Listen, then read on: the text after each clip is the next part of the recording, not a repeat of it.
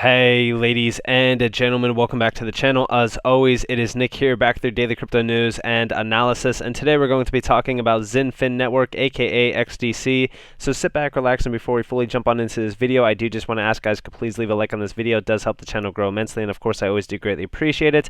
And if you do find any of the information in this video valuable, useful, or interesting in any sort of way possible, definitely hit that subscribe button and turn notifications on to never miss a future update. So overall, in my last couple videos, I have reiterated the idea of watching the major indices. Definitely watch these over the next few days, especially if you have a holding position or maybe even a short trader. Doesn't matter. These are what you really want to watch for over the next few days, as things have been tightening in the US versus, for an example, like Russia. We have been seeing a lot of stuff talking about, like, possible war and stuff. I don't know. In a sense, on like, psychological factors, a lot of these factors will factor in the idea that individuals will, sell their stocks because they fear that a war is going to happen, which is always bad for the economy. So you really got to watch these over the next few days because they could lead to some detrimental, factors within, of course, crypto. I am watching Bitcoin kind of reject off of that 44K mark, as you guys have been seeing, the last couple videos. Like I said, 44K is definitely a hurdle for us to get over. It is also a psychological hurdle, wow, I cannot talk, for traders out there that will buy into Bitcoin once this does break, because this is something that really is, I would say, a catalyst event for Bitcoin to really go off. As you guys do see here, the next major target after this area is grasped is, of course, 53.8K. And I definitely will be watching some resistance points that are stronger after this point. Like, for an example, the major resistance area after this is like 51K. Technically, it's like around 52K. But once we do get up into this area, I do believe that we will break these levels with ease, similar to what we did back in October to November. All to the all-time high, right? This is where we want to be back to again. But of course, I do have my demand channel up here. If we do reject and we do have that nice little short sell-off, yes, it will hurt our altcoin holdings a little bit, but it wouldn't be too bad specifically. Now, I will say I have been watching XDC. Hasn't been doing many moves. Like, overall, it's been a little bit of a bore fest to watch. Just has been trading sideways. It's up 10.93% from its lows. Trading volume up 44.52%, but not anything too impressive. If you guys did buy the dip, though, you are up significantly. I did have this, overall demand channel down here from like 4.5 cents almost to 6.5 cents. This is my accumulation area. We just broke above it a little bit. Nothing too crazy, like I said. Regrasping some levels. I do want to see us back over the 7-cent channel, which is like around like 7, almost 8 cents exact. This is that demand channel again, going back to the pre all-time high numbers, which again I believe that we will get to. We do have some nice Fibonacci levels to really address after we do break out of the all-time high, leading us all the way to around 70 cents, almost 69 cents exact. So I am watching those levels closely on XDC. Of course, we could go much higher. I am watching that closely, though. RSI looks fairly good. Volume looks pretty good. Nothing too crazy there. I would like to see a little bit more volume overall, but RSI looks pretty good. Fib levels still remain intact. I do want to see us break over that 236 sometime soon. That will tell me that we do have a lot of course, strength in, of course, XDC. Now, I will say this. I have been also watching the Bitcoin pairs for a lot of altcoins. Again, this one, we want to see us back over 223 sats for us to be very bullish, but this is going to, at some point in time, do that nice reversal. If we look at the inverted scale, you can really kind of see it, and see when we did it back in the past as well, when we had that nice reversal. This is on the inverse chart. We are closing the gap in on this very, very soon. I do believe that this will reverse, which will lead to a nice pump on the USD chart as well. This is why I told you guys that accumulation zone is very key to watch for on, of course, the USD chart or the USDT chart, any of those charts specifically, because this tells us that we are getting in at a very good level as well. Now, with all of that in mind, let's talk about why I do believe that XDC is very undervalued. Let's talk about the major things that we should be watching for unfold, and also let's talk about the major use cases here. So we just here remove frictions from paper, remove high transaction times, remove high transaction fees, create supply chain item tracking, harmonize DDoC laws globally, use smart contracts and DOT in global trade, close the trade finance gap with decentralized token lending. And if you guys did miss this, this is all coming from the World Business Organization and ICC, a Digital Standards Initiative, all talking about creating a modern digital trade ecosystem. It is all focused around XDC technically.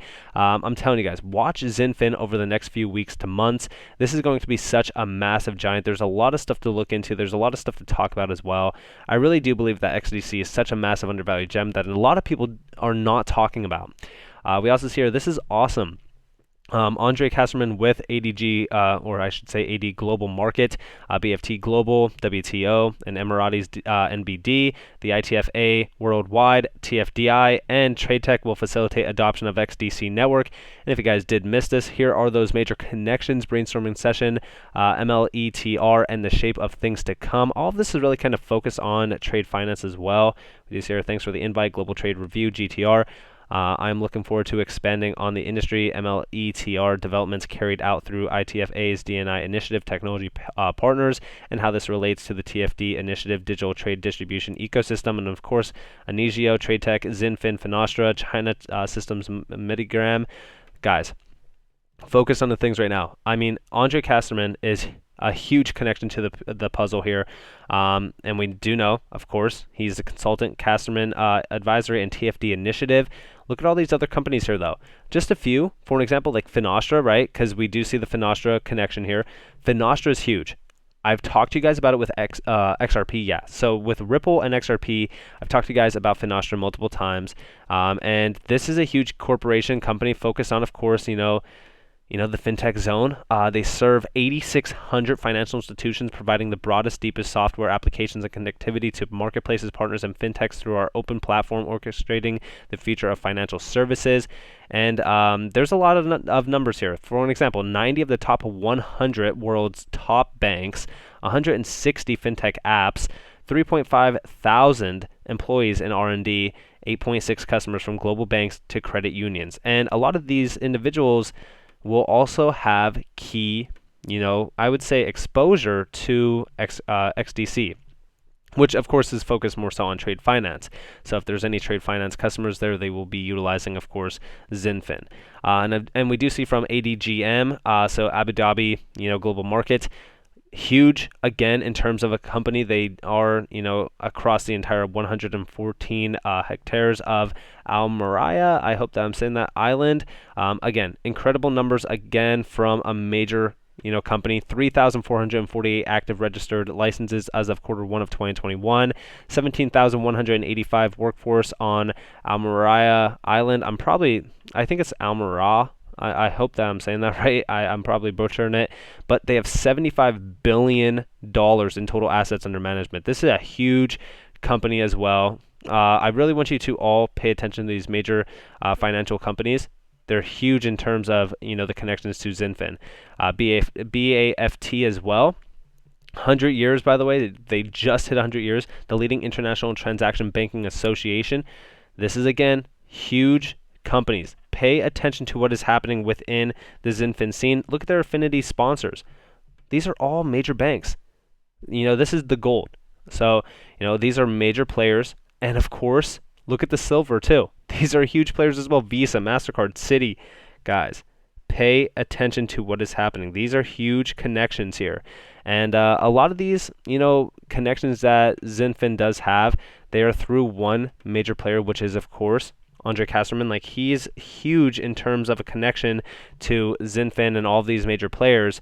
And I just want you all to pay attention to it. So we do see here with the XDC Observatory, XDC network brings a new user experience to the network, emphasizing transparency, accessibility, network credibility, and perhaps most uniquely personalization of the user experience. And this is to be released soon. I'm also very excited for this. There's a lot of development still happening on the Xinfin network. I want you to all pay attention to this, similar to everything that's happening with the connections as well. This is all focused around the $19 trillion trade finance gap. And I really do think that you should all pay attention to it, because this is going to unlock massive amounts of volume and value for Xinfin.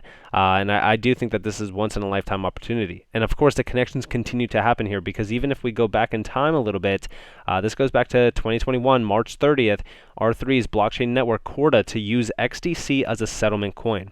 Okay, so it's a bridge between R3 Cordas and blockchain networks.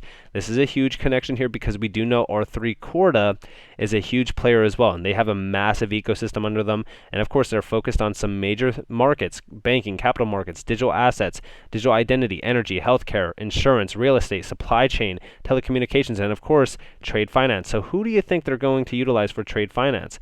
I could tell you exactly who. And we also see even Spunta. We've talked about Spunta with QNT as well. That's huge. But I really do want you all to understand that even if we go to the About section, so I don't know if they have their corporate breakdown, but they should. I'm not too sure. So yeah, actually they do. So 53 charity selections. So this is actually their corporate charity. I do wish that they had more of a breakdown on who they are as a company, and where they're really kind of grasping in terms of their market share. So actually, yeah, they do. So we do see here, we maintain one of the largest DLT production ecosystems in the world, connecting over 400 institutions from both private and public sectors. So again, R3 has major hands in the pot with many of their customers. You guys could check out their customers list. I actually think I did a breakdown of the R3 ecosystem. Xinfin is a huge player here, and we do see a few of them, include DTCC, Wells Fargo, MoneyGram, Six Swiss Exchange, and NASDAQ, along with major central banks and regulators across the globe. I'm telling you. And I think that if you click learn more under these, I think that they give you a little bit of an insight on who they're working with. Don't know if they do. Again, here's some, I suppose. But for the most part, they're not giving you a full breakdown here. I will say this, though. In terms of trade finance, I definitely do believe that this is going to probably be a bridge with Xinfin being built here. Blockchain for trade finance, how DLT/blockchain technology is reshaping the industry. Most likely, they are talking about Xinfin. I wouldn't be surprised if Xinfin was going to be utilized as a bridge here for trade finance, as well as many other use cases here, because this is going to be a settlement coin, similar to how XRP is a settlement coin for Ripple. I think that this is huge. Let me know what you guys think about that down in the comments below, though. But to really wrap this video up, I want you all to make sure that you pay attention on the indices this week. Definitely look into Bitcoin. Definitely look into XDC in terms of their charts. If you guys don't know how to read charts, it's totally fine. You don't need to learn, but I definitely do think that you guys should. If you guys do want to learn more about that, you guys could go check out my website, NCashOfficial.com. You guys aren't obligated to buy anything. I'm just letting you guys know for anybody who does want to learn. But definitely focus up and focus on the major indices. I do think that a lot of things could happen that are, possibly, bad for the markets, but today we traded sideways. Market looks good. XDC looks pretty good in terms of volume. I do believe that we want a lot more volume, though. I'm really awaiting more exchange listings for XDC. I actually just mentioned that on my Twitter today. I talked about how it's probably one of the most hardest, or I shouldn't say most, but hardest assets to really kind of buy in this market currently. But hey, it is what it is. This is going to be a huge giant. I truly do believe it. This is why I compare it to XRP in terms of its connections, in terms of what it's really focused on. That $19 trillion gap within, of course, the trade finance market is something to not disregard at all. So with that being said, I hope that you guys enjoyed this. If you guys did, definitely leave a like, subscribe to notifications on if you guys want more free content. You guys are more than welcome to follow me on Twitter and join the free Discord down in the description below. As always, I hope that you all have a beautiful day or a beautiful night wherever you guys are. And this has been Nick. Peace out, guys.